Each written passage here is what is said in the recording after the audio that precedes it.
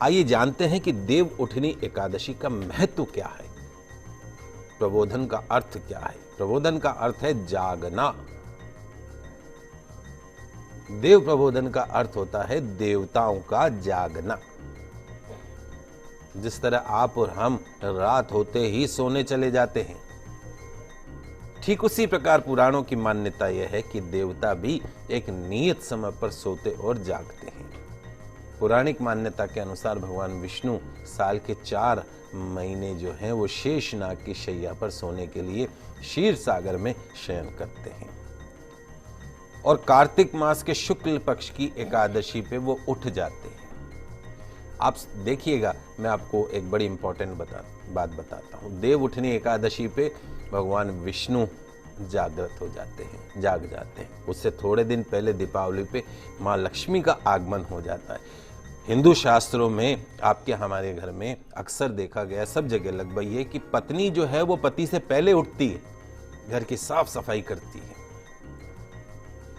तो कितना अजब संजोग है कि दीपावली पे हम पूरे घर की सफाई करते, माँ लक्ष्मी पहले आगमन करती, उसके बाद में देव उठनी एकादशी आती, फिर भगवान विष्णु अपनी शयन से उठते हैं, अपनी निद्रा से उठते हैं।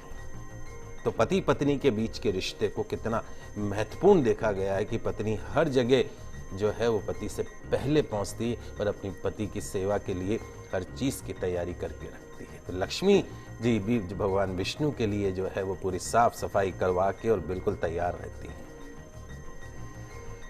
तो दोस्तों, पत्नी का मान रखा करिए। इसी कारण इसे देवोत्थान, देव उठनी या देव प्रबोधनी एकादशी कहा जाता है। भगवान विष्णु के उठ जाने के बाद अन्य देवता भी निद्रा त्यागते हैं। प्रैक्टिकल अगर हम देखें तो देव प्रबोधनी का अर्थ होता है स्वयं में देवत्व को जगाना, खुद के अंदर भगवान को जगाना। देव दीपावली के नाम से भी जाना जाता है। तुलसी विवाह की परंपरा है।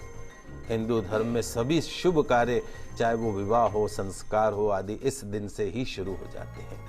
तो देव प्रबोधनी एकादशी से शुभ कर्म शुरू करने का अर्थ है भगवान अब हमारे हर काम के साक्षी हैं। अभी तक तो भगवान सो रहे थे, हम पूजा कर रहे हैं पर वो सो रहे, अब वो जग गए हैं, तो हम जो पूजा करेंगे उसके वो साक्षी हो जाएंगे। तो मन में भगवत भाव पैदा हो, भगवान श्री हरि का भाव पैदा हो, श्री कृष्ण का भाव पैदा हो। ऐसे विचारों से ही कर्म सफल होते हैं।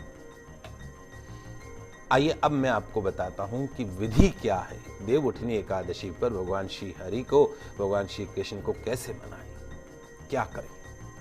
तो एकादशी तिथि को रात्रि के समय भगवान विष्णु को निद्रा से जगाने के लिए भगवत कथा का पाठ करें, पुराणों का पाठ करें, स्तोत्र पाठ करें, विष्णु सहस्त्रनाम का पाठ करें, भजन गाएं, घंटा, शंख, मृदंग, नगाड़े और वीणा आदि वाद्य यंत्रों से भगवान को मुग्ध करें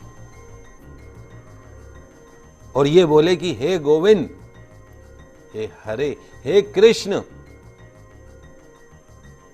हे लल्ला, हे गरुड़ ध्वज, आप उठें।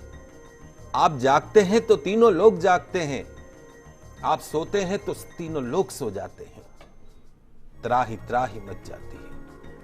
आप उठिए, आप बाहर पधारिए, ऐसी भगवान श्री हरि से प्रार्थना करें। भगवान के सिंहासन को फूलों से, पत्रों से, फलों से सजाकर भगवान श्री हरि का, विष्णु पूजा का या पंचदेव पूजा का विधि अनुसार पूजा जो है वो विधान पूर्वक आपको करना चाहिए। मान्यता यह है कि देव उठनी एकादशी से भगवान विष्णु योग निद्रा से जागकर जगत का पालन पोषण करने का कार्य शुरू कर देते हैं। इसलिए देव उठनी एकादशी का विशेष महत्व है। कोई बुरी आदत छोड़ना चाहते हैं, कोई अच्छा काम करना चाहते हैं, देव उठनी एकादशी पे संकल्प ले लीजिए और उस संकल्प से चलिए। देखिए कितनी आपको जल्द सफलता प्राप्त होती है।